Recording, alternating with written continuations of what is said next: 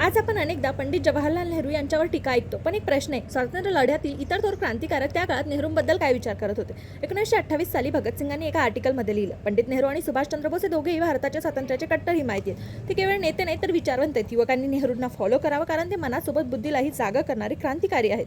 आणि इन्कलाबचा खरा अर्थ समजून घ्यायचा असेल तर त्यांचा विचार समजून घ्यावाच लागेल. 1936 मध्ये नेताजी सुभाषचंद्र बोस यांनी नेहरूंना पत्र लिहिलं. त्यात ते म्हणतात, आजच्या फ्रंटलाईन लीडर्समध्ये तुम्हीच असते आहात, ज्यांच्याकडून काँग्रेसला प्रोग्रेसिव्ह दिशेने नेण्याची खरी आशा वाटते. इतकंच नाही तर आझाद हिंद सेनेच्या 4 ब्रिगेड्सपैकी एका ब्रिगेडचं नाव सुद्धा त्यांनी नेहरू ब्रिगेड असं ठेवलं होतं. 1949 मध्ये सरदार वल्लभभाई पटेल यांनी नेहरूंच्या वाढदिवसानिमित्त लिहिलेल्या एका खुल्या पत्रात त्यांनी म्हटलं होतं की आपण दोघं स्वतंत्र लढ्याचे सहकारी आहोत. वेळ जसा जसा जातो तसं एकमेकांबद्दलचं आपुलकीचं नातं अधिक घट्ट होत जातं. दूर असलो, चर्चा झाली नाही तरी एकमेकांबद्दलची उणीव जाणवते.